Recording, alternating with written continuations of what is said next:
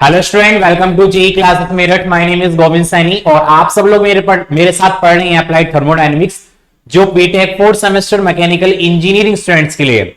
इसमें यूनिट हमारी नंबर 2 चल रही है और आज हम डिस्कस करने वाले हैं effect of pressure and temperature on the Rankine cycle के। तो स्टूडेंट, अगर मैं बात करूंगा लास्ट क्लास में हमने डिस्कस किया था रीहीट एंड रीजनरेटिव साइकिल के कुछ प्रॉब्लम्स थी जिसको हमने सॉल्व किया था। और आज हम डिस्कस करेंगे अपनी इफेक्ट के बारे में कि हमारा टेम्परेचर और प्रेशर का रैंकाइन साइकिल पर क्या क्या इफेक्ट पड़ता है, उन सब के बारे में देखेंगे। ठीक है स्टूडेंट, तो बढ़ते हैं अपने क्लास की तरफ।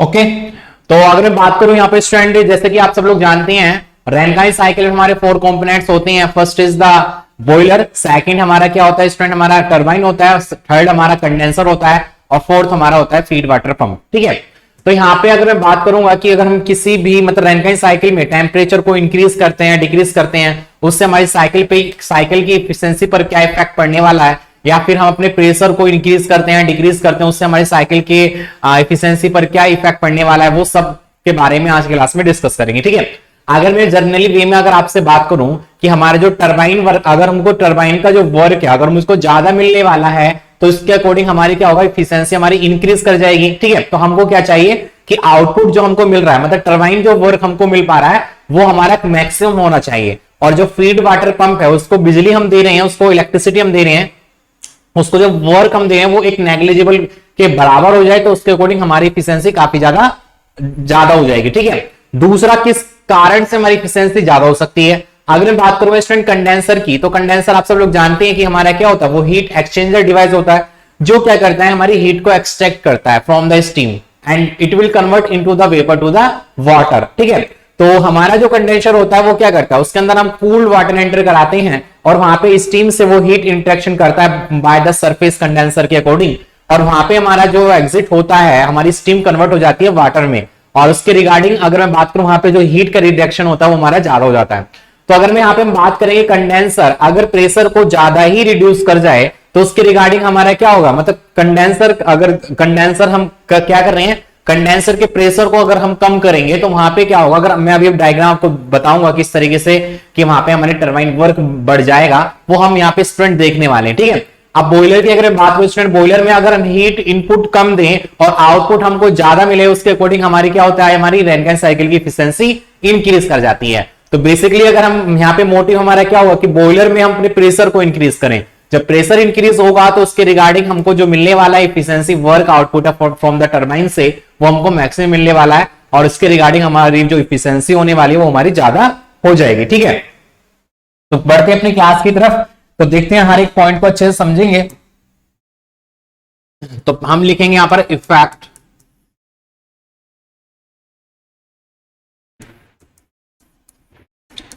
Effect of pressure and temperature on Rankine cycle.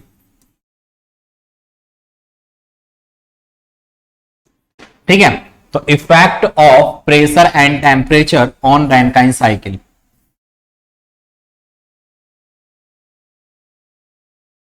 ठीक है, effect of pressure and temperature on Rankine cycle, इसके बारे में डिस्कस करेंगे। ठीक है, तो जैसे कि हम पीछे हमने डिस्कस किया था, सबसे पहले हम बात करेंगे यहां पर किसके बारे में, पहले हम यहां पे बात करने वाले हैं effect of condenser exhaust pressure के बारे में। इफेक्ट ऑफ कंडेंसर एग्जॉस्ट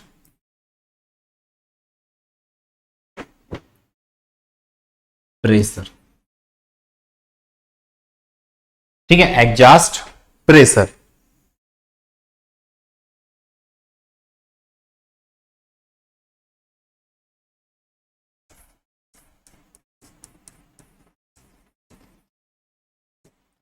ठीक है, तो ध्यान देंगे आप स्टूडेंट कि हमारा कंडेंसर से जो एग्जिट होने वाला हमारा जो प्रेशर होता है, या फिर कह सकते हैं जो हमारा कंडेंसर से जो हमारा एग्जिट होता है लिक्विड, उसका प्रेशर पे क्या इफेक्ट पड़ता है, मतलब प्रेशर के द्वारा हमारा कंडेंसर पर क्या इफेक्ट पड़ता है वो यहाँ पे हम देखने वाले हैं। ठीक है, तो उसको समझने के लिए सबसे पहले हमको क्या करना होगा, अपनी पीवी साइकिल को या टीएस डायग्राम को यहां पे स्टूडेंट ड्रॉ करना होगा। ठीक है, तो देखेंगे टीएस डायग्राम यहां पर ड्रॉ करने वाले अपने।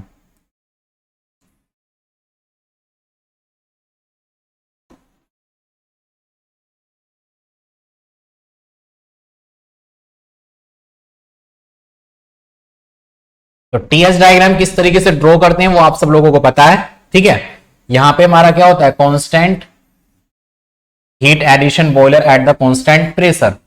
ठीक है, प्रेशर एंड टेम्परेचर, ये मैं टीएस डायग्राम आपको यहां पर ड्रॉ कर रहा हूं। तो मैंने आपको बताया था कि जब हम अपने बॉयलर में हीट को ऐड करते हैं तो वहां पे हमारा प्रेशर और टेम्परेचर विल बी कांस्टेंट हमारा रहता है। ठीक है, क्या रहता है स्टूडेंट, हमारा कांस्टेंट रहता है। तो प्रेशर एंड टेम्परेचर क्या होता है, हमारा कांस्टेंट होता है। तो इसी के रिगार्डिंग हम बात करने वाले हैं। जैसे कि मैंने पीछे बताया, अगर नॉर्मली अगर मैं बात करूं यहाँ पे स्टूडेंट नॉर्मली वे में, जैसे पीछे हमने डायग्राम अपना टीएस डायग्राम के बारे में डिस्कस किया था, किस तरीके से वहां पे हमारी साइकिल जो थी वर्क कर रही थी, इस तरीके से जाकर इस तरीके जाकर और इस तरीके जाकर हमारा जो सिंपल रैंकाइन साइकिल थी वो इस तरीके से हमारी वर्क कर रही थी। ठीक है, जहां पे 1 से 2 अगर मानता हूं तो हमारा बॉयलर था, 2 से 3 हमारा टरबाइन था, या फिर आपके रिगार्डिंग हमने माना था यहां सर इसको 1 से 2 हमने टरबाइन माना था, और 2 से 3 हमने माना था स्टूडेंट कंडेंसर, और 3 से 4 हमने फीड वाटर पंप माना था, 4 से 1 हमने क्या माना था, बॉयलर माना था। इस तरीके से क्या हो रहा था, हमारी सिंपल रैंकाइन साइकिल या आइडियल रैंकाइन साइकिल हमारी इस कर्व पर वर्क कर रही थी, जहां पे हमने स्टूडेंट इसकी एफिशिएंसी को भी देखा कि रैंकाइन साइकिल क्या होती है, और कार्नोट साइकिल के रिगार्डिंग हमने यहाँ पे इसकी एफिशिएंसी को देखा। उसके बाद हमने रीहीट और रिजनरेटिव साइकिल के द्वारा अपने इस साइकिल को समझा। अब हम बात करने वाले हैं कि इसके अकॉर्डिंग सबसे पहले क्या है कि effect of condenser exhaust pressure. तो जैसे कि आप सब लोग जानते हैं कि यहाँ पे भी हमारा क्या होता है, प्रेशर होता है। जैसे कि मैंने आपको बताया था, किसी भी सब्सटेंस का अगर प्रेशर की वैल्यू बढ़ती है तो टेम्परेचर की वैल्यू बढ़ती है, अगर किसी का प्रेशर की वैल्यू घटती है तो टेम्परेचर की वैल्यू भी घटती है। तो यहाँ पे आप लोग देख पा रहे होंगे कंडेंसर में यहाँ पे टरबाइन हो रहा है, टरबाइन के रिगार्डिंग आप लोग देख पा रहे होंगे टेम्परेचर की वैल्यू घट रही है। ठीक है, टेम्परेचर की वैल्यू घट रही है और इसके रिगार्डिंग प्रेशर की वैल्यू भी घटेगी, लेकिन कंडेंसर में हीट का रिजेक्शन हो रहा है, और इसके रिगार्डिंग यहाँ पे क्या हो रहा है, at a constant temperature and pressure. यहाँ पे हमारा प्रेशर और टेम्परेचर कैसा होता है स्टूडेंट, हमारा कांस्टेंट होता है। ठीक है, अगर हम यहाँ पे क्या करें कि कंडेंसर से एग्जिट होने वाला जो हमारा स्टूडेंट फ्लूइड है, वो प्रेशर को अगर हम बढ़ा देते हैं तो उस पर क्या इफेक्ट पड़ने वाला है वो यहाँ पे हम देखने वाले हैं। ठीक है, ठीक है, तो क्या मतलब बढ़ा दें या घटा दें, प्रेशर को घटाने से या बढ़ाने से हमारे रैंकाइन साइकिल पर क्या इफेक्ट पड़ने वाला है वो यहां पे हम देखने वाले हैं। तो वही है हमारा क्या effect of condenser exhaust pressure. ठीक है, तो हमने क्या किया स्टूडेंट, यहां पर हमने क्या किया, यहां पे इसके प्रेशर को अगर मैं कम रिड्यूस कर देता हूं, ठीक है, अगर यहां पे हम क्या करते हैं अपने कंडेंसर के प्रेशर को रिड्यूस कर देते हैं तो कैसे होगा। अब रिड्यूस का मतलब क्या होगा, पहले तो यहां पे था, अब रिड्यूस का मतलब क्या होगा, कम करने हैं। तो कम करने की रिगार्डिंग क्या होगा भाई, प्रेशर ये टेम्परेचर के कर्व है, ये टेम्परेचर जितना ऊपर जाओगे उतना बढ़ जाएगा, और ये अगर मैं यहां पे लेकर आऊं तो ये हमारा टेम्परेचर कम हो जाएगा। इसको T1 मान, इसको T2 मान सकते हैं, इसको T2 डैश मान सकते हैं। तो यहाँ पे जो एक डिफरेंस हमारा क्रिएट हो रहा है ये वाला, ठीक है, इसके रिगार्डिंग हमको यहाँ पर क्या मिल पा रहा है वो यहाँ पे देखने वाले हैं। ठीक है, तो यहाँ पे मैं इसको डायग्राम को इस तरीके से यहाँ पर ड्रॉ कर सकता हूं। ठीक है, ये हमारा हो जाएगा,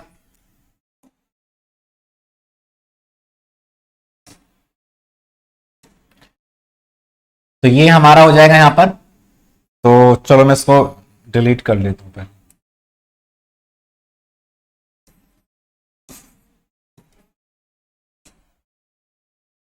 ये इस तरीके से हमारा हो जाएगा यहां पर बॉयलर, उसके बाद हमारा ये हो जाएगा कंडेंसर, और इसके बाद हमारा ये हो जाएगा, सॉरी ये हमारा टरबाइन, ये कंडेंसर, और ये हमारा हो जाएगा यहां पर पंप का वर्क। ठीक है, बॉयलर के अकॉर्डिंग रिगार्डिंग। अब मैंने क्या किया, इसके प्रेशर को अगर मैं रिड्यूस कर दूं तो यहां पे क्या कर रहा हूं, मैं इसके प्रेशर को रिड्यूस करूंगा इस तरीके से, और ये हमारा इस तरीके से वैरी करेगा, और ये हमारा यहां पर जाने के रिगार्डिंग, ठीक है, यहां पे क्या होगा, हमारा कंडेंसर रिड्यूस हो गया। ठीक है, और यहां पे बात कर सकते हैं कि हमारा जो ये होगा वो यहाँ पे इस तरीके से यहाँ पर मिलने वाला। ठीक है, तो यहाँ पे कुछ ये जो एरिया हमारे यहाँ पर निकल कर आया है, अगर हम यहाँ पे इस एरिया की बात करेंगे कि एरिया कौन सा निकल लेके आया, ये वाला एरिया। अब इस एरिया से साइकिल पर क्या इफेक्ट पड़ने वाला है वो यहां पे देखने वाले। ठीक है, तो सबसे पहले ध्यान देंगे, हमारा प्रोसेस 1 हो गया। ये क्या हो गया, प्रोसेस 1।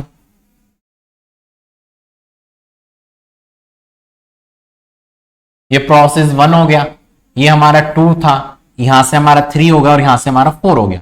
लेकिन 1 2 यहां से 2 डैश गया, 2 डैश से हमारा 3 डैश हो गया और यहाँ पे हमारा 4 डैश हो गया। कितना हो गया स्टूडेंट हमारा 4 डैश हमारे यहाँ पर हो गया। ठीक है, अब यहाँ पे आप लोग देख पा रहे होंगे कि फर्स्ट साइकिल में जो मेरा नॉर्मल साइकिल चल रहा था तो उस कंडीशन में 1 से 2 हमको टरबाइन वर्क मिल रहा है। ठीक है, लेकिन जैसे मैंने यहाँ पे कंडेंसर के प्रेशर को रिड्यूस किया तो वहां पे टरबाइन का वर्क वेरी कर रहा है। भाई यहां से यहां तक मुझको टरबाइन वर्क मिल रहा था, लेकिन जब मैंने कंडेंसर के प्रेशर को रिड्यूस किया, कम किया, तो टरबाइन का वर्क बढ़ गया। तो टरबाइन का वर्क पहले क्या था 1 से 2 था, लेकिन जब मैंने प्रेशर को रिड्यूस किया तो कितना हो गया हमारा 2 डैश भी हो गया। कितना हो गया 2 डैश तक हो गया। तो कहने का मतलब क्या है 1 से 2 डैश तक हमारी लेंथ ज्यादा है, मतलब हमको टरबाइन वर्क ज्यादा मिल रहा है। टरबाइन वर्क हमको कैसे मिल रहा है यहाँ पर स्टूडेंट ज्यादा मिल रहा है। तो यहां कहने का मतलब क्या है कि अगर मैं कंडेंसर के प्रेशर को रिड्यूस कर देता हूं तो रिड्यूस करने से हमारा जो टरबाइन वर्क हमको जो मिलने वाला है वो हमको मैक्सिमम मिलने वाला है। और इससे हम कह सकते हैं कि अगर कंडेंसर के प्रेशर को हम रिड्यूस करते हैं तो इसके रिगार्डिंग हमारा जो स्ट्रेंथ एफिशिएंसी होगी वो हमको ज्यादा मिलने वाली है। ठीक है, तो आप लोग यहां पे यही देख पा रहे हैं कि अगर मैं कंडेंसर के प्रेशर को कम कर देता हूं, भाई यहां पे क्या था प्रेशर हमारा ये, अगर मैं इसकी बात करूं इस वाले पॉइंट को इस वाले पॉइंट की, ठीक है, इस वाले पॉइंट की और इस वाले पॉइंट की अगर मैं बात करूं, बेसिकली हमारा प्रेशर क्या है, हमारा कंडेंसर प्रेशर है। यहां पे इसको पी सी डैश भी मान सकते हैं, सॉरी पीसी, इसको पीसी डैश मान सकते हैं। नॉर्मल जो कंप्रेसर हमका प्रेशर था वो पीसी था, लेकिन जैसे मैंने कम कर दिया, अब देख रहे हो यहां पर ये प्रेशर कम हो रहा है, यहां पर प्रेशर कम हो रहा है। नॉर्मल साइकिल 2 से 3 थी हमारी, लेकिन हमारे जो इसमें जो चेंजिंग के प्रेशर में 2 डैश से 3 डैश हमारे यहां पर चेंजिंग हो जाएगी, that is a PC dash. तो इन दिस कंडीशन यहां पे देखो टेम्परेचर ऊपर की तरफ बढ़ता है, लेकिन जब मैंने आपको बताया टेम्परेचर बढ़ेगा तो प्रेशर बढ़ेगा। अब प्रेशर को मैं घटा रहा हूं तो टेम्परेचर की वैल्यू भी यहां पर क्या कर जाएगी, घट जाएगी। क्या कर जाएगी स्टूडेंट, हमारी घट जाएगी। ठीक है, तो इससे हम कह सकते हैं कि अगर हमारे जो एग्जिट होने वाली स्टीम है, टरबाइन से जो स्टीम हमारी एग्जिट हो रही है, और उस एग्जिट स्टीम का अगर हम स्टूडेंट उसको ज्यादा कूल्ड कर देते हैं या उससे हीट को रिमूव कर लेते हैं, ठीक है, और उसको ठंडा कर देते हैं, उसका टेम्परेचर रिड्यूस कर देते हैं, तो उसके रिगार्डिंग हमको टरबाइन वर्क हमको ज्यादा मिल जाता है। साथ ही साथ हम बात करेंगे कंडेंसर के प्रेशर को अगर हम कम कर देते हैं तो उसके रिगार्डिंग हमको टरबाइन वर्क ज्यादा मिलता है, जिसके रिगार्डिंग हम कह सकते हैं हमको टरबाइन की जो इफिशिएंसी होती है, जो हमारी रैनकाइन साइकिल कह सकते हैं, वेपर पावर साइकिल कहते हैं, उसकी इफिशिएंसी हमारी इंक्रीज कर जाती है। तो फर्स्ट पॉइंट हमारा यही था कि हमारा कि कंडेंस मतलब प्रेशर का क्या इफेक्ट पड़ता है। तो यहां पे मैं बात कर दूं कि हमारा कंडेंसर में अगर प्रेशर को अगर हम कम करते हैं तो उसके रिगार्डिंग वेपर पावर साइकिल की जो इफिशिएंसी होती है वो हमारी इंक्रीज कर जाती है। तो फर्स्ट पॉइंट तो हमारा ये था। ठीक है स्टूडेंट, तो फ्रॉम टीएस डायग्राम से आप लोग देख पाएंगे it is clear that decrease in condenser pressure. तो यहां पे क्या करेंगे स्टूडेंट, इसको लिख सकते हैं, क्या लिख सकते हैं,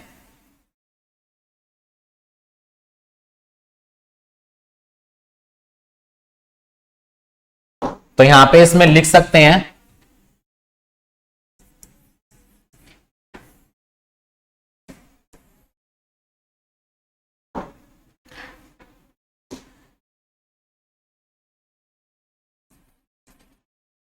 from TS diagram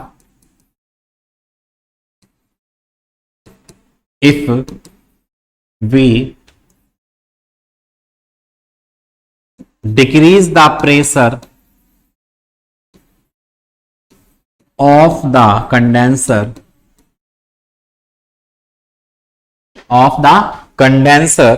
then we can improve the vapor power cycle, the vapor power cycle। ठीक है, then we can improve the vapor power cycle when reduce the pressure of condenser, then increase the turbine work, then increase the turbine work। But एक और हमको यहां पे देखने को मिल पा रहा है कि यहां पे अगर मैं यहां पे बात करूं पंप की, तो 3 से 4 हमारा पंप यहां पे कुछ कम वर्क कर रहा है, लेकिन 3 डैश से 4 डैश तक हमारा जो पंप है वो कुछ ज्यादा वर्क कर रहा है। ठीक है, तो यहां पे हम क्या करते हैं, यहां पे हम ये देख के चलते हैं कि यहाँ पे हमारा जो पंप का वर्क होता है ना बहुत ही हमारा कम होता है in regarding to turbine work. तो टरबाइन के यहां से दो से दो डैश तक अगर हमारा इसका टरबाइन वर्क बढ़ रहा है, इंक्रीज कर रहा है, तो वो हमको काफी ज्यादा मिल रहा है। और यहाँ पे थोड़ा सा बढ़ रहा है तो उससे ज्यादा हमको कोई इफेक्ट नहीं पड़ पा रहा है। अगर मैं बात करूं 2 से 2 डैश तक अगर मुझको यहाँ पे 100 किलो जूल एनर्जी मुझको मिल रही है, और यहाँ पे मेरे यहाँ पे पंप को पहले हमारी कितनी थी, यहाँ पे मान लीजिए यहाँ पे 5 किलो जूल थी, लेकिन इसके रिगार्डिंग हमारे यहाँ पर 10 किलो जूल हो गई है। ठीक है, 10 किलो जूल हो गई है। तो यहाँ पे 100 में और 10 में तो काफी ज्यादा डिफरेंस है, मतलब 90 तो और हमको एक्स्ट्रा मिल पा रही है ना, तो इसका इस पर कोई इफेक्ट नहीं पड़ने वाला। ठीक है, बट हाँ यहाँ पे हमको ये दिख पा रहा है कि अगर हम प्रेशर को रिड्यूस कर रहे हैं तो पंप का हमको यहाँ पे क्या होगा, पंप को ज्यादा पावर देनी पड़ेगी। पंप का काम क्या होता है, जैसे मैंने आपको बताया था कि पंप हमारे क्या होता है, फीड वाटर पंप, जो हमारे लो प्रेशर को हाई प्रेशर में कन्वर्ट करने का काम कर रहा है। तो फिर यहाँ पे पंप को ज्यादा, थोड़ा सा ज्यादा हमको वर्क देना पड़ेगा, जिसके अकॉर्डिंग वो क्या करेगा, एक लो प्रेशर को हाई प्रेशर में कन्वर्ट करने वाला है। क्योंकि यहाँ पे हम क्या करें, कंडेंसर के जो एग्जिट हमारा स्टूडेंट यहाँ पे लिक्विड हो रहा है उसके प्रेशर को रिड्यूस कर रहे हैं। पहले तो था हमारा नॉर्मल, लेकिन उससे भी कम कर रहे हैं, तो उसकी रिगार्डिंग क्या होगा, कंडेंसर को कुछ ज्यादा वर्क करना पड़ेगा। तो यहाँ पे आप लोग देख पा रहे 3 डैश से 4 डैश तक, तो यहाँ पे क्या हो रहा है, हमको कंप्रेसर को थोड़ा ज्यादा वर्क देना पड़ेगा। तो ये हमारा एक नेग्लिजिबल है, मतलब कह सकते हैं इसको बहुत ही कम तरीके से इसको मान सकते हैं। ठीक है, तो यहाँ पे क्या होगा, when reduce the pressure of the condenser the increase the turbine work which can improve the efficiency of the vapour power cycle. ठीक है, तो ड्यू टू दिस, यहां पे लिख सकते हैं due to this reason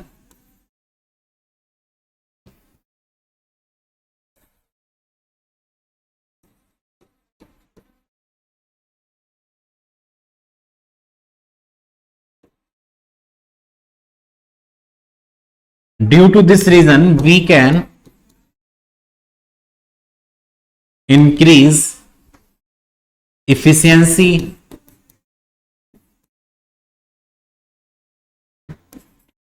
of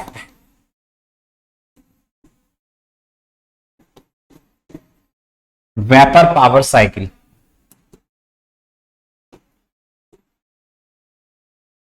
ठीक है, तो due to this reason we can increase the efficiency of the vapour power cycle. तो अभी हमने यहाँ पे डिस्कस किया किसके बारे में, कि हमारा अगर रैनकाइन साइकिल, हमारा वेपर पावर साइकिल में कंडेंसर का जो हमारा स्टूडेंट एग्जिट हमारा लिक्विड है, अगर उसको प्रेशर को हम रिड्यूस कर देते हैं, कम कर देते हैं, उसके रिगार्डिंग हमको क्या देखने को मिल पा रहा है, हमारा टरबाइन वर्क ज्यादा मिलेगा, जिसके रिगार्डिंग हम अपनी वेपर पावर साइकिल की एफिशिएंसी को इंक्रीज कर सकते हैं। ठीक है, बात करेंगे नेक्स्ट हम देखेंगे यहां पर इफेक्ट ऑफ बॉयलर प्रेशर। ठीक है, अब हम बात करेंगे नेक्स्ट इफेक्ट ऑफ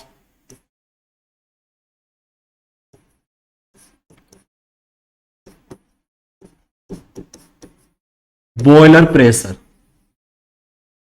अब प्रेशर का क्या इफेक्ट पड़ता है रैनकाइन साइकिल में, तो बात करेंगे इफेक्ट ऑफ बॉयलर प्रेशर। ठीक है, तो जैसे कि अभी मैंने आपको स्टूडेंट डिस्कस करके बताया था कि अगर हम बॉयलर के प्रेशर को इंक्रीज कर देते हैं तो हमारे वहां पे भी टरबाइन वर्क बढ़ जाता है। तो इसके रिगार्डिंग देखेंगे किस तरीके से हमारा टरबाइन, तो इसका टीएस डायग्राम बनाएंगे। तो टीएस डायग्राम किस तरीके से बनने वाला है यहां पर देखेंगे।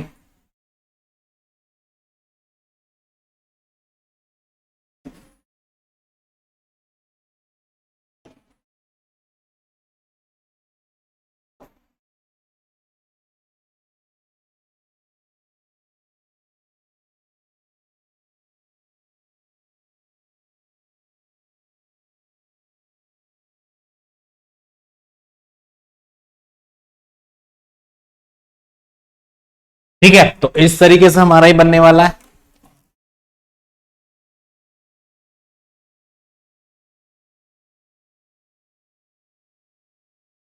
नॉर्मल साइकिल हमारा इस तरीके से हो गई, लेकिन क्या कर रहे हैं यहाँ पे स्टूडेंट, इसके प्रेशर को इंक्रीज कर रहे हैं for adding of the heat energy. मतलब जब हम हीट को इसमें ऐड कर रहे हैं तो यहाँ पे क्या कर रहे हैं, इसके प्रेशर को इंक्रीज कर रहे हैं। तो प्रेशर इंक्रीज करेगा इस तरीके से, और फिर ये इस तरीके से जाएगा, ये इस तरीके से जाएगा, और इस तरीके से जाने के बाद हमारा यहाँ पे ये इस तरीके से वर्क करने वाला है। ठीक है, तो regarding for this cycle first हमारा क्या था student, 1 second third and fourth.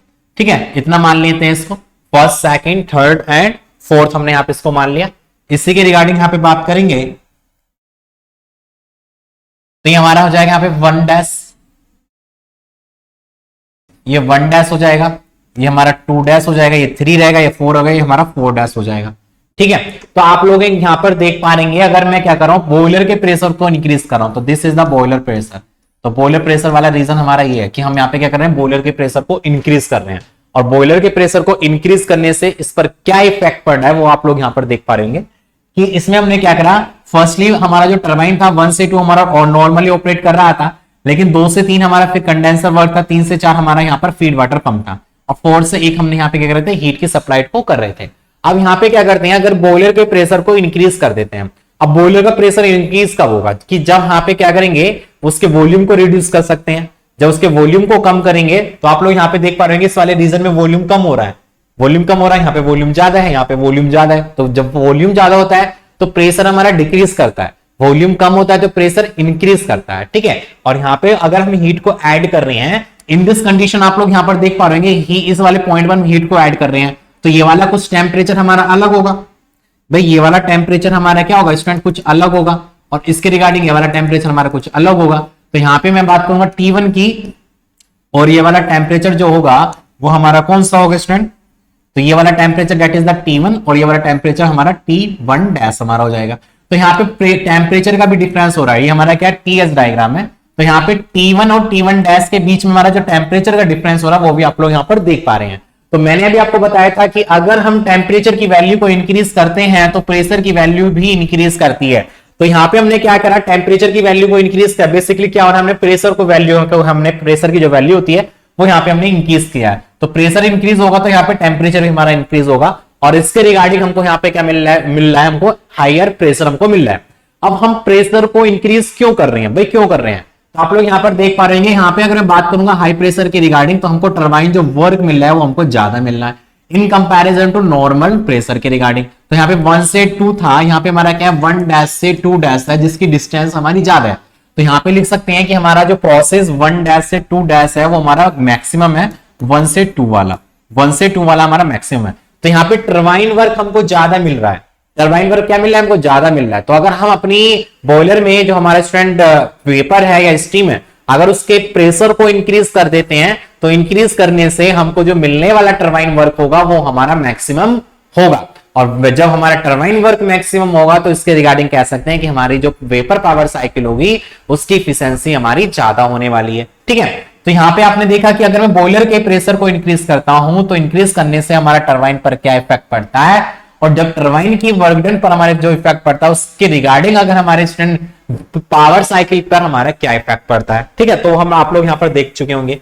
तो केवल यही क्वेश्चन में कह रहा था, या यही टॉपिक है कि हमारा प्रेशर और टेम्परेचर, हमारा प्रेशर और टेम्परेचर से क्या इफेक्ट पड़ता है हमारा रैनकाइन साइकिल पर। ठीक है, तो इसमें कुछ लिख सकते हैं, क्या लिखेंगे इसमें देखेंगे। तो फर्स्ट पॉइंट यहां पे मैं लिख सकता हूं, क्या इसमें लिख सकते हैं स्टूडेंट, क्या लिख सकते हैं कि it is clear from TS diagram that increase in the boiler pressure, that increase in the boiler pressure from P two, इसमें बॉयलर प्रेशर हम इंक्रीज कर रहे हैं तो result and increase the saturation temperature from, तो यहां पे लिख सकते हैं व्हेन या from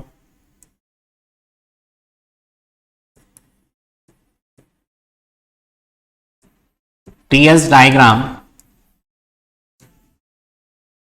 when we increase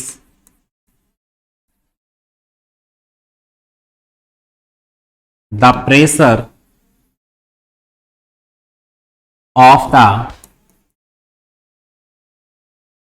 boiler, when increase the pressure of the steam in the boiler, then increase the turbine work.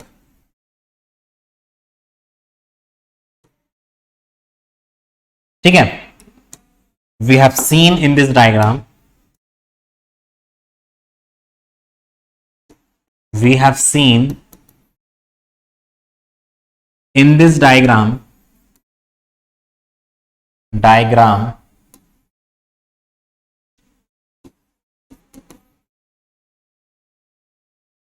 we have seen in this diagram when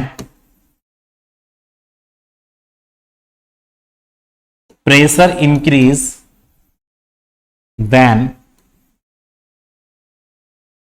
temperature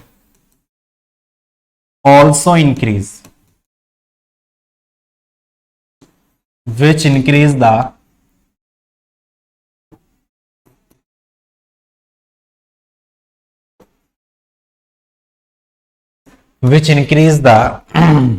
efficiency of the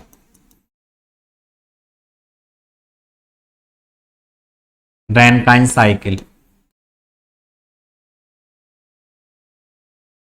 which increase the efficiency of the Rankine cycle. तो इस तरीके से यहां पे student देख सकते हैं कि हमारा ये किस तरीके से यहां पर ड्रॉ कर सकते हैं, ठीक है।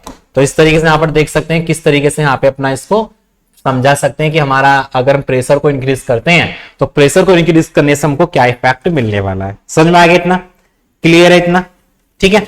अब हम बात करेंगे नेक्स्ट पॉइंट की। हमारे इसमें टॉपिक आता है जो आता है हमारा फीड वाटर हीटर, ठीक है। तो प्रीवियस क्लासेस में हमने देखा था, हमने स्टूडेंट अपने पढ़ा था रीजनरेटिव साइकिल के बारे में। तो रीजनरेटिव साइकिल में हम क्या कर रहे थे, टरबाइन से हम स्टीम को ब्लीड कर रहे थे और वो ब्लीड स्टीम हमारी कहां पर जा रही थी, हीट एक्सचेंजर में जा रही थी। और हीट एक्सचेंजर क्या कर रहा था, उस हॉट स्टीम को लेकर हमारा जो फीड वाटर पंप आ रहा था उसको क्या कर रहा था, हीट अप कर रहा था, जिसके रिगार्डिंग हमको क्या मिल रहा था, जो हमारा फीड वाटर हीटर, जो फीड वाटर था उसका टेम्परेचर इंक्रीज कर रहा था। और जब उसका टेम्परेचर इंक्रीज कर रहा था और हम उसको क्या कर रहे थे, बॉयलर में प्रोवाइड कर रहे थे। तो आप सब लोग जानते हैं कि अगर मान लीजिए हमारा बॉयलर है, उस बॉयलर में हमारा ठंडा पानी भरा हुआ है जिसका टेम्परेचर मान लीजिए 25 या 30 डिग्री सेल्सियस है, और उसको हीट दे रहे हैं, तो हीट देने वो काफी ज्यादा हीट को लेगा, तब वो बॉईल करेगा। बॉईल करने के बाद वो क्या करेगा, स्टीम को जनरेट करेगा। इसी रिगार्डिंग अगर बात करूं, अगर हमारे जो मतलब जो हमारा पानी आ रहा है उसका टेम्परेचर 50 to 60 डिग्री सेल्सियस है, तो वहां पे हीट हमको कम देनी पड़ेगी, क्योंकि वो जल्दी से क्या हो जाएगा, बॉईल हो जाएगा, और बॉईल होने से हमको वेपर मिल जाएगा, ठीक है। तो वहां पे हम क्या कर रहे थे अपना रीजनरेटिव साइकिल में, एक ब्लीडिंग की सहायता से अपना हीट एक्सचेंजर वहां पे रखा हुआ था, जो क्या कर रहा था, वहां पे हीट को एक्सचेंज कर रहा था, और जिसके रिगार्डिंग अपनी इफिशियंसी जो हमारे वेपर पावर साइकिल होती है उसकी इफिशियंसी को इंक्रीज कर रहे थे, ठीक है। तो वही यहां पे पढ़ने वाले अपने हीट वाटर हीटर के बारे में, कि हीट जो यहाँ पे हमारा स्टूडेंट हीट एक्सचेंजर होता है या फीड वाटर हीटर जो होता है वो हमारा क्या होता है, उसके बारे में यहाँ पर डिस्कस करने वाले हैं, ठीक है। तो नेक्स्ट हमारे स्टूडेंट यहाँ पर टॉपिक है जिसको हम डिस्क्राइब करेंगे, this is the feed water heater.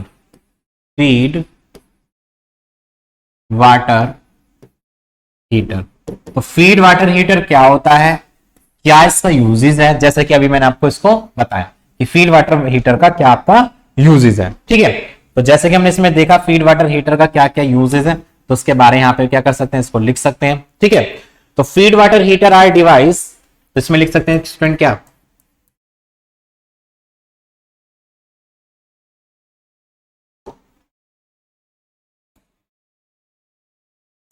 Feed water heater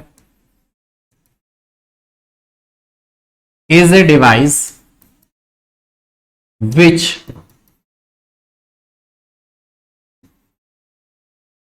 exchange the heat, which exchange the heat from bleed steam to feed water, ठीक है। तो feed water heater is a device which exchange the heat from bleed steam to feed water, जो क्या करता है, हमारा heat को extract करता है या हीट को एक्सचेंज करता है ब्लीड स्टीम से फीड वाटर तक, ब्लीड स्टीम से फीड वाटर तक, ठीक है।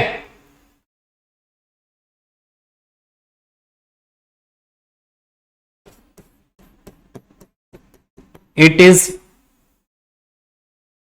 Exchange heat by the direct contact method,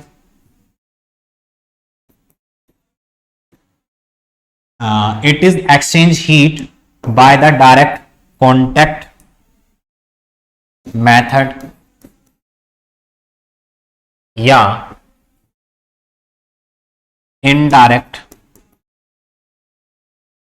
contact method, ठीक है। तो it is exchange heat by the direct contact method और इनडायरेक्ट कॉन्टैक्ट मेथड,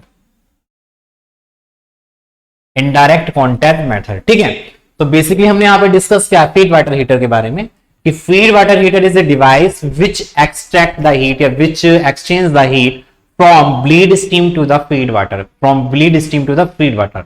तो यहाँ पे दो हमारे स्टूडेंट वर्किंग सब्सटेंस होते हैं, फर्स्ट इज हमारा स्टीम होता है और सेकंड हमारा जो होता है हमारा फीड वाटर होता है। और एक दूसरे को जब अपने आपने देखा होगा कि अगर मैं सॉलिड कंडीशन में बात करूं कि मान लीजिए मेरा ये कोई सॉलिड गेंद है, ये हमारा कोई बॉल है ए और इसी के रिगार्डिंग मेरा कोई यहाँ पे बॉल बी है, इसका टेम्परेचर अगर हमारा कितना स्टूडेंट 40 डिग्री सेल्सियस है और इसका टेम्परेचर यहाँ पे बात करें इसका 10 डिग्री सेल्सियस है, तो यहाँ पे क्या करेंगे, अगर दोनों ही बॉडी एक दूसरे कॉन्टेक्ट में आती हैं तो वहां पे ऑब्वियसली क्या करते हैं, अपना हीट का इंट्रैक्शन कर देती हैं। ठीक है, तो वही अब आगे पढ़ने वाले हैं किस तरीके से हमारा हीट एक्सट्रैक्शन होता है। ठीक है, तो अभी तो हमने यहाँ पे डिस्कस किया किसके बारे में, फीड वाटर हीटर के बारे में। अब फीड वाटर हीटर जो होते हैं वो बेसिकली हमारे टू टाइप्स के होते हैं, तो यहाँ पे लिखेंगे feed water heater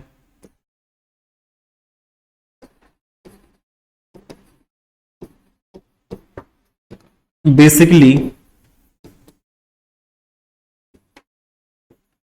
to types, basically two types. तो feed water heater basically two types.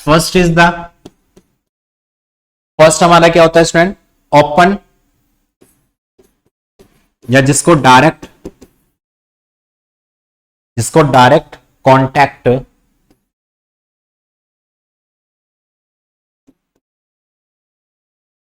Feed water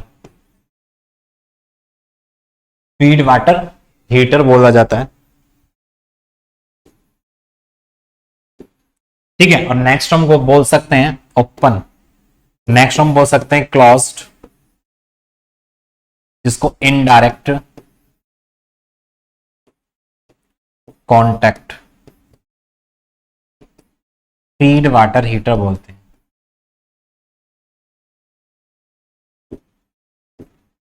ठीक है, फीड वाटर हीटर्स को बोला जाता है। अब इन दोनों के बारे में पढ़ने वाले हैं कि फीड वाटर हीटर बेसिकली हमारे दो टाइप्स के होते हैं, एक हमारा ओपन फीड वाटर होता है, एक हमारा क्लोज्ड फीड वाटर होता है। ठीक है, अब दोनों में क्या डिफरेंस उसको देखेंगे। तो फर्स्टली हम डिस्कस करेंगे यहां पर, फर्स्टली हम यहां पे डिस्कस करने वाले हैं अपने ओपन फीड वाटर हीटर के बारे में। ठीक है, तो ध्यान देंगे ओपन फीड वाटर हीटर के बारे में। बेसिकली हमारा क्या होता है open feed water heater, open feed water heater हमारा ये होता है कि मान लीजिए कोई मेरा हीटर है, हीट एक्सचेंजर है, फीड वाटर हीटर है, ऊपर से हमारी ब्लीडिंग स्टीम आ रही है, साइड से हमारा फीड वाटर आ रहा है, दोनों आपस में क्या कर रहे हैं, मिक्स कर रहे हैं। क्या कर रहे हैं स्टूडेंट, हमारे मिक्स कर रहे हैं। तो जैसे कि आप लोग देख पाते होंगे, अगर मान लीजिए एक बर्तन में हमने पानी को भरा हुआ है, हमारा वाटर इसके अंदर फिल है। ठीक है, तो इसका जो टेम्परेचर था वो हमारा कितना है, बेसिकली अगर मैं इसके टेम्परेचर की बात करूं तो हमारे यहाँ पर ये 40 डिग्री सेल्सियस का टेम्परेचर है। ठीक है, सॉरी। ठीक है, अगर मैं इसमें स्टूडेंट कोई भी वाटर को इसमें मतलब मिक्स करता हूं, वाटर इसमें कोई भी मिक्स करता हूं, ये ऑलरेडी हमारा वाटर है, उसमें और वाटर मिक्स करूं, लेकिन इसका टेम्परेचर हमारा 10 डिग्री सेल्सियस है, ठंडा है ये। ठीक है, तो ये क्या करेगा, पानी और ये भी पानी, दोनों का टेम्परेचर का डिफरेंस है, और दोनों टेम्परेचर जब इसमें मिक्स करेंगे तो वहां पे क्या होगा, दोनों अपने आपस में क्या करेंगे, हीट का इंट्रैक्शन करेंगे, और यहां से जो एग्जिट होने वाली हमारी जो हीट होगी वो नियर अबाउट कितना हो जाएगा, 25 डिग्री सेल्सियस हो जाएगा या 30 डिग्री सेल्सियस हो जाएगा, वो आपके यहाँ पे स्टूडेंट देख सकते हैं। ठीक है, 40 - 10 बेसिकली 30 हो जाएगा, तो 30 के रिगार्डिंग बात कर सकते हैं। तो 25 डिग्री सेल्सियस का मिक्सचर हुआ, तो यहां से हमारा इससे एग्जिट करने वाली जो स्टीम होगी, एग्जिट करने वाला जो यहाँ पे लिक्विड होगा, उसका टेम्परेचर नियर अबाउट हमारा 25 होगा, मतलब कुछ कम होगा। भाई यहाँ पे मैक्सिमम कितना था, 40 था, हमने 10 का मिला दिया तो उसका 25 हो जाएगा, कम हो जाएगा कुछ टेम्परेचर, मतलब टेम्परेचर कम हो जाएगा। जब किसी पानी में हमारे पास अगर गर्म पानी है, उस गर्म पानी में ठंडा पानी को मिलाते हैं तो उसका टेम्परेचर कम कर जाता है। उसी के रिगार्डिंग यहाँ पे क्या कर रहे हैं, गर्म पानी में ठंडा पानी को मिला रहे हैं, उसके अकॉर्डिंग हमारा क्या हो रहा है, उसका टेम्परेचर थोड़ा सा हमारा कम हो गया। ठीक है, तो इस टाइप के अगर हमारे स्टूडेंट हीट एक्सचेंजर होते हैं, वो हमारा मतलब दोनों ही वर्किंग सब्सटेंस आपस में मिक्स कर जाते हैं, इसको हम क्या कहते हैं, ओपन हीट एक्सचेंजर कहते हैं, या फिर इसको क्या कहते हैं, डायरेक्ट हीट एक्सचेंजर। क्या कहते हैं स्टूडेंट, इसको डायरेक्ट हीट एक्सचेंजर बोला जाता है, कि जहां पे कोई दो वर्किंग सब्सटेंस, या कि हमारे जो यहाँ पे स्टूडेंट क्या है, स्टीम है और साथ के साथ हमारा फीड वाटर है, और उन दोनों को आपस में मिक्स करके हम आगे की तरफ फॉरवर्ड कर रहे हैं, तो ऐसे फीड वाटर हीटर को डायरेक्ट फीड वाटर हीटर या फिर हम इसको कह सकते हैं ओपन फीड वाटर हीटर कहते हैं। ठीक है, समझ रहे हैं इसको, तो आप लिख सकते हो इसको। तो मैंने आपको जैसे कि अभी आपको बताया कि हमारा फीड वाटर हीटर क्या होता है और हमारा स्टूडेंट क्या, सॉरी, ओपन फीड वाटर क्या होता है, किस तरीके से हमारा वर्क करता है। एग्जाम्पल के थ्रू आप लोग अच्छे तरीके से इसको समझ चुके होंगे। ठीक है, तो इसमें देखते हैं स्टूडेंट इसको किस तरीके से आपको रिप्रेजेंट करना है। तो फीड वाटर हीटर में हम देखेंगे कि मान लीजिए एक इस तरीके का हम यहाँ पे कोई भी बना देते हैं बॉक्स, फीड वाटर हीटर बना देते हैं। ठीक है, क्या बना देते हैं, फीड वाटर हीटर बना देते हैं। ऊपर से आ रहा है हमारा यहाँ पर क्या, ब्लीड स्टीम। क्या आ रहा है, ब्लीड स्टीम हमारे यहाँ पर आ रहा है।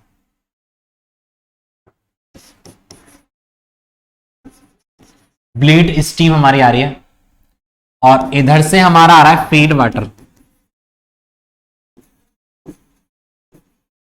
ठीक है, दोनों आ रहे हैं अंदर की साइड में, ये भी अंदर की साइड में आ रहा है। अब यहां पे इनका क्या हो रहा है, मिक्सअप हो रहा है। क्या हो रहा है, इनका मिक्सअप हो रहा है इस तरीके से। ठीक है, यहां से फिर हमारा क्या कर रहा है, एग्जिट कर रहा है। क्या एग्जिट कर रहा है, हमारा mixed mixed bleed steam and feed water. तो यहां पे एग्जिट क्या कर रहा है, हमारा mixed blade steam and feed water heater, दोनों मिक्स करके हमारा इसको एग्जिट कर रहे हैं। और यहां पे आपको ये जो डायग्राम दिख रहा है, ये हमको रिप्रेजेंट कर रहा है, ये वाला जो ये है, ये हमको क्या कर रहा है, रिप्रेजेंट कर रहा है। This is the represent of mixture of bleed steam and feed water. ठीक है, तो यहां पे क्या हो रहा है, mixture of bleed steam and feed water हमारे यहां पर मिक्सअप हो रहा है। ओके, अब इसको समझेंगे। जैसे कि मैंने आपको बताया था कि ब्लीड स्टीम से हमारी ब्लीड आती है टरबाइन से, और फीड वाटर से हमारा कंडेंसर से फीड वाटर आता है। दोनों को आपस में मिक्स कर दिया, मिक्स करने के बाद दोनों को जो टेम्परेचर होगा उसको एग्जिट हम अपना कच्छ में बोलर में पहुंचा देंगे यहाँ से। और यहाँ पे रिप्रेजेंट कर रहा है, दो मिक्सर जो आपको दिख पा रहा है, हमारा mixer of the bleed steam और फीड वाटर हमारा यहाँ पर है। ठीक है, अब यहाँ पे इसको किस तरीके से डिफाइन कर सकते हैं, वो भी यहाँ पे हम स्टूडेंट देख सकते हैं किस तरीके से इसको यहाँ पर रिप्रेजेंट किया जा सकता है। तो इसमें लिखेंगे हम, क्या लिखेंगे, तो इसमें लिख सकते हैं in in open feed water heater we mix the bleed steam and feed water। ठीक है, तो in open feed water heater we mix the bleed steam and feed water, then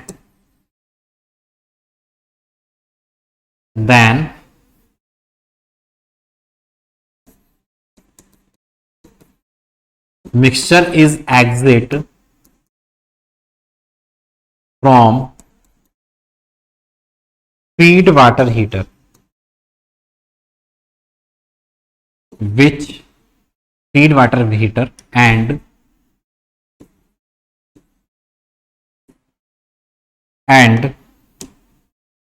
provide to boiler which is increase the efficiency of the boiler। Okay, तो यहां पे इस तरीके से इसको रिप्रेजेंट कर सकते हैं कि हमारा जो open direct feed water heater होता है वो किस तरीके से यहां पर हमारा वर्क करता है। ओके स्टूडेंट, समझ में आ गया इतना। ठीक है, तो इसमें लिख सकते हैं कि in this type of feed water heater bleed steam और feed water are the at the same pressure and adiabatic mixing is assume to take place. तो यहाँ पे क्या होता है स्टूडेंट, हमारा दोनों का ही फीड वाटर का और हमारा जो ब्लीड स्टीम होता है, दोनों का जो प्रेशर होता है वो हमारा कॉन्स्टेंट होता है। ठीक है, तो यहाँ पे लिख सकते हैं क्या, pressure is constant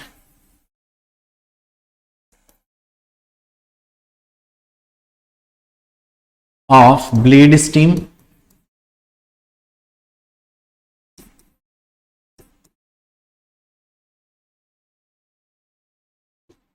and pressure is constant of bleed steam and feed water.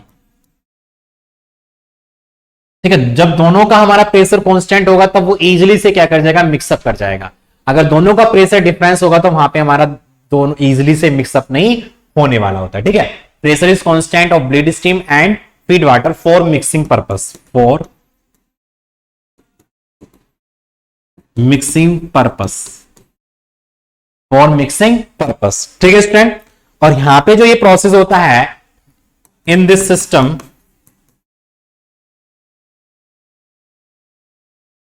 is take place adiabatic system।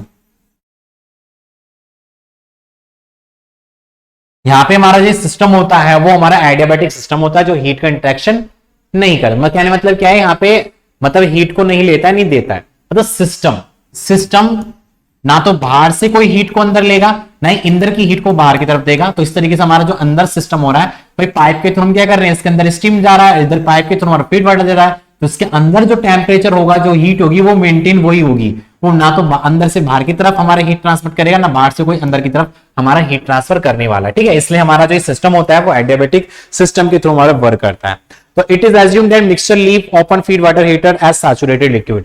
कहने का मतलब क्या होता है कि ओपन फीड वाटर हीटर से हमारा निकलने वाला जो स्टीम होगा, सॉरी हमारा जो लिक्विड होगा, वो हमारा सैचुरेटेड हमारा लिक्विड होगा। सैचुरेटेड मैंने आपको बताया था, सैचुरेटेड स्टेट कौन सी होती है कि ऐसे स्टेट जब हम किसी भी सिस्टम को या किसी भी सब्सटेंस को थोड़ी सी हीट देने पर वो वेपर में कन्वर्ट हो जाता है, या फिर उससे थोड़ी सी हीट लेने में वो किसमें, लिक्विड में कन्वर्ट हो जाता है, ऐसे स्टेट को सैचुरेशन स्टेट बोला जाता है। तो फीड वाटर हीटर से एग्जिट करने वाला जो लिक्विड होता है वो हमारे कैसा होता है, सैचुरेटेड हमारा लिक्विड होता है।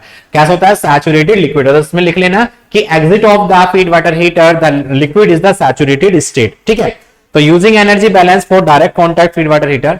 अगर यहां पे मैं बात करूंगा किसके बारे में, यहां पे हम बात करेंगे यहां पे स्टूडेंट किसके बारे में, एनर्जी बैलेंस इक्वेशन के बारे में। तो एनर्जी बैलेंस हमारा क्या होगा, तो एनर्जी बैलेंस को यहां पर किस तरीके से डिफाइन कर सकते हैं, तो देखेंगे यहां पर, मान लीजिए अभी जैसे कि मैंने आपको बताया था कि मेरा कोई हीट एक्सचेंजर है, क्या स्टूडेंट, हमारा हीट एक्सचेंजर है, और हमने यहां पर क्या देखा था, हमने ये देखा था कि यहां से आने वाली जो ब्लीड स्टीम है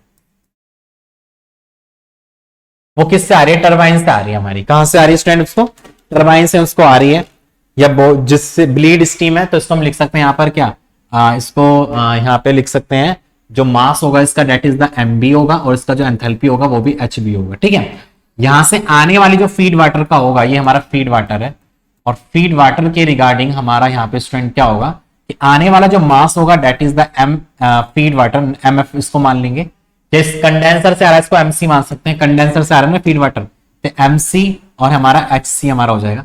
दोनों का यहाँ पे क्या हो रहा है स्टूडेंट, मिक्सअप हो रहा है, दोनों का क्या हो रहा है स्टूडेंट, यहाँ पे हमारा मिक्सअप हो रहा है, और मिक्सअप होने के बाद हमारा जो एग्जिट कर रहा है वो क्या कर रहा है, एम बी प्लस के ये कर रहा है एमसी, दोनों ऐड हो रहा है, यहाँ पे कॉन्स्टेंट हो जाएगा हमारा एच। एंथैल्पी जो होगा दोनों की मतलब यहाँ पे जो होने वाला है वो हमारा कांस्टेंट होने वाला, डेट इज द, इसको एचसी हम इसको मान लेंगे, किसका, हमारा जो यहां से बाहर की तरफ जा रहा है। ठीक है, तो इससे जो बाहर की तरफ हमारा एग्जिट कर रहा है वो हमारा एचसी, इसको यहां पर मान लेंगे। ठीक है, तो यहां पे देखेंगे एनर्जी बैलेंस इक्वेशन यहां पर अप्लाई करेंगे।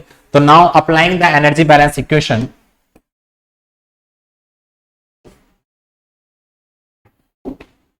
Now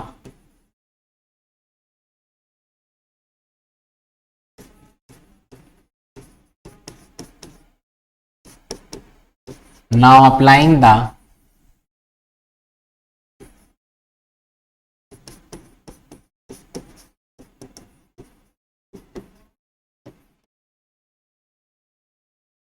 energy balance equation. Energy balance equation क्या होगी, आने वाला प्लस जाने वाला, तो आने वाला क्या है, that is the M B है और एच बी है, प्लस के एम सी है और एच हमारा सी है, और जो हमारे यहां से एग्जिट कर रहा है that will be equal of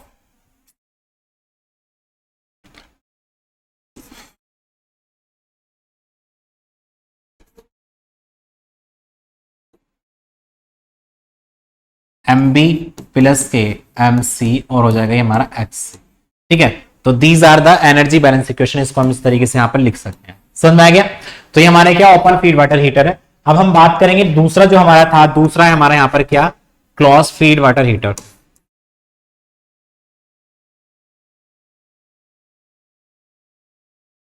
closed feed water heater. ठीक है, क्लोज्ड फीड वाटर हीटर क्या होता है उसके बारे में यहां पर डिस्कस करेंगे। तो क्लोज्ड फीड वाटर हीटर, तो closed feed water heater are those heater which transmit the heat by contacting of the bleed steam and feed water. तो यहां पे क्या होता है, दोनों का मिक्सअप नहीं हो रहा है, लेकिन क्या हो रहा है, सरफेस कॉन्टैक्ट के अकॉर्डिंग हीट का ट्रांसमिशन हो रहा है। तो जैसे कि हमने देखा था, अगर मैं एग्जांपल की बात करूं, जैसे मैंने आपको बताया था कि मान लीजिए हमारा कोई बॉल ए है और ये कोई मेरी बॉल है, गेंद है, ये कैसी है बी, दोनों एक हमारे मेटल के हैं, ठीक है, प्लास्टिक के नहीं, मेटल के हैं। इसका टेम्परेचर मान लीजिए हमारा 100 डिग्री सेल्सियस है, इसका टेम्परेचर हमारा कितना 0 डिग्री सेल्सियस है। ठीक है, दोनों बॉलों को मैंने आपस में कॉन्टैक्ट करके रख दिया, ये मेरी ए बॉल थी, ये मेरी यहां पर बी बॉल थी, ये ए बॉल है, मेरा बी बॉल है, दोनों ही बॉलों को मैंने कॉन्टैक्ट करके यहां पर रख दिया। तो ये क्या करेगा, हीट का इंटरेक्शन तब तक होता रहेगा जब तक कि दोनों का टेम्परेचर, इसका 50 डिग्री सेल्सियस ना हो जाए, इसका 50 डिग्री सेल्सियस हो जाए। भाई आपने थर्मोडायनेमिक्स में पढ़ा था अपना जीरोथ लॉ, ठीक है, जिसको टेम्परेचर लॉ के नाम से जाना जाता है, कि if a body is in thermal equilibrium with body A and body B is in thermal equilibrium with body C, then body C is in also thermal equilibrium with body A, ठीक है, with body A। तो इसके regarding आप लोगों ने इसको समझा था, वही यहाँ पे क्या होने वाला है, क्लोज्ड फीड वाटर में क्या होगा, केवल सरफेस कांटेक्ट के अकॉर्डिंग हमारा हीट का ट्रांसमिशन होगा, ना कि ये इसके अंदर स्टीम है, इसके अंदर हमारा फीड वाटर है, दोनों आपस में मिक्स नहीं होने वाले। तो यहां पे इसका टेम्परेचर ज्यादा है, वो क्या करेगा, केवल सरफेस कांटेक्ट के अकॉर्डिंग अपना ट्रांसफर, जो आपका हीट होगा उसको ट्रांसफर करने का काम करेगा। ठीक है, तो इसलिए उसको कहते हैं हम, जैसे यहाँ पे इसको क्लोज्ड फीड वाटर हीटर, या इसको इनडायरेक्ट वे में क्या कर रहा है, हीट का ट्रांसमिशन कर रहा है, इसलिए हम इसको कह सकते हैं। ठीक है, तो इस तरीके से हम इसको बोलेंगे यहाँ पर क्या, क्लोज्ड फीड वाटर हीटर। तो इसके बारे में लिख सकते हैं क्या है, इसको यहाँ पे लिखेंगे, देखेंगे यहाँ पर स्टूडेंट। तो क्लोज्ड फीड वाटर हीटर क्या होगा,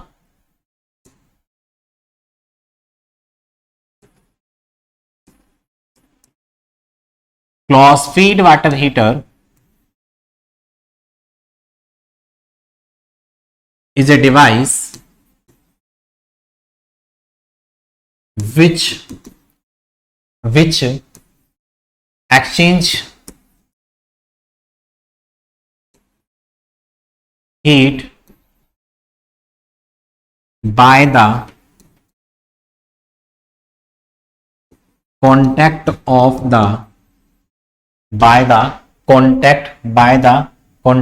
the surface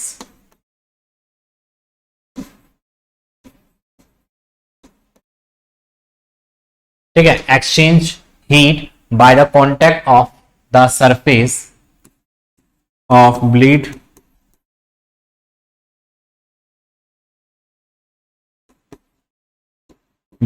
steam and feed water, bleed steam and feed water. ठीक है, तो क्लोज्ड फीड वाटर जो हीटर होता है वो क्या करता है यहाँ पे स्टूडेंट, वो हमारा हीट का जो ट्रांसमिशन करता है वो कॉन्टैक्ट ऑफ द सरफेस के अकॉर्डिंग करता है। ठीक है, तो इसमें लिख सकते हैं, इन दिस डिवाइस या in this heater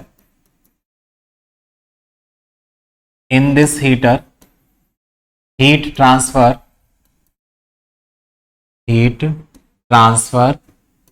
in the indirect method. कैसा होगा स्टूडेंट, इनडायरेक्ट मेथड में हमारा होने वाला है। ठीक है, इनडायरेक्ट मेथड में हमारा होने वाला है। तो यहाँ पे देखेंगे, अगर मैं बात करूंगा आप इसके डायग्राम की, तो किस तरीके से को रिप्रेजेंट किया जा सकता है। मान लीजिए हमारा इस तरीके से कोई भी हमारा फीड वाटर हीटर है,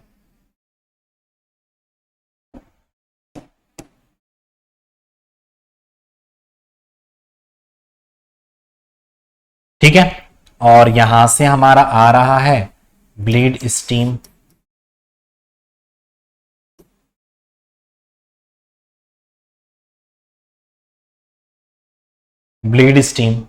और यहां पे इसके अंदर कोई भी हमारा पाइप है जिसके अंदर हमारा क्या बाहर फ्लो कर रहा है, हमारा जिसके अंदर हमारा कोई फ्लो कर रहा है क्या, फीड वाटर,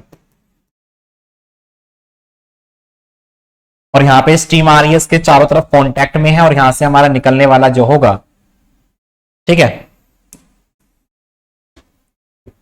यहां से जो एग्जिट होगा वो हमारा फीड वाटर हीटर, मतलब दोनों का मिक्सअप हमारे एग्जिट होने वाला है। ठीक है, तो दिस इज द हमारा यहाँ पे जो एग्जिट होगा वो हमारा दोनों का मिक्सअप होने वाला है। या इन दिस केस हमारा क्या होगा, फीड वाटर इसके पूरे फ्लो करेगा या फिर ब्लीड स्टीम पाइप के अंदर फ्लो करेगी, वहां पे सरफेस कांटेक्ट के थ्रू हमारा क्या होगा, हीट का ट्रांसमिशन होगा।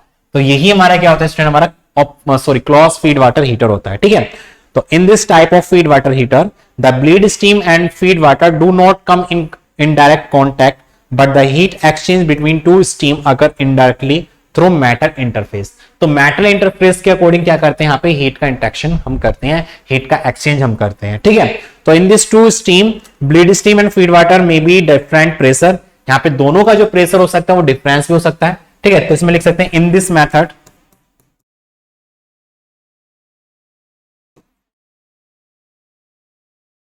both working substance has the different pressure, has the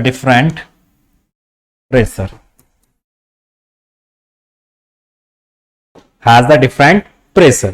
ठीक है, तो feed water flow inside the tube, तो इसमें जो हमारा फीड वाटर है वो हमारे ट्यूब के अंदर ही फ्लो कर सकता है।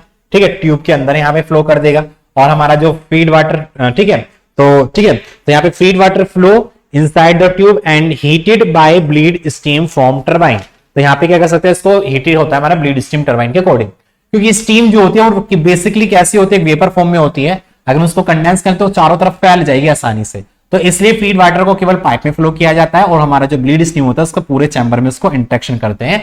तो सरफेस कांटेक्ट के थ्रू यहाँ पे क्या हो रहा है, हमारा हीट का इंटरेक्शन हो रहा है। ठीक है, तो स्टूडेंट यहाँ पे स्टूडेंट हमने डिस्कस किया किसके बारे में, फीड वाटर हीटर के बारे में, कि फीड वाटर हीटर क्या होता है, हमारे कितने टाइप के फीड वाटर होते हैं, ओपन फीड वाटर हीटर या क्रॉस फीड वाटर हीटर। ये क्वेश्चन हमारे दो नंबर पूछ लिए जाते हैं कि ओपन फीड वाटर क्या होता है या फिर इनडायरेक्ट फीड वाटर क्या होता है, इसके बारे में आपको लिखना है। दो नंबर में आप ये क्वेश्चन पूछ लिए जाते हैं। ठीक है, ये थोड़े छोटे क्वेश्चन है, या फिर कह सकते हैं कि effect of the pressure and temperature on the Rankine cycle पे क्या इफेक्ट होता है, तो वो भी हमारे एग्जाम में पूछ ले जाते हैं, 2-3 नंबर पर, या उसको 7 नंबर में भी पूछ लिया जाता है। तो स्टूडेंट आज की क्लास में हमने ये 2 टॉपिक्स के बारे में डिस्कस किया और आज की क्लास को यहीं पर एंड करते हैं। मिलते हैं स्टूडेंट नेक्स्ट क्लास में, जिसमें देखेंगे अपनी बाइनरी साइकिल क्या होती है, 3 साइकिल हमारी बची हुई हैं जिनके बारे में डिस्कस करेंगे। तो आज की क्लास को यहीं पर एंड करते हैं, मिलते हैं नेक्स्ट क्लास में। Thank you, all the best.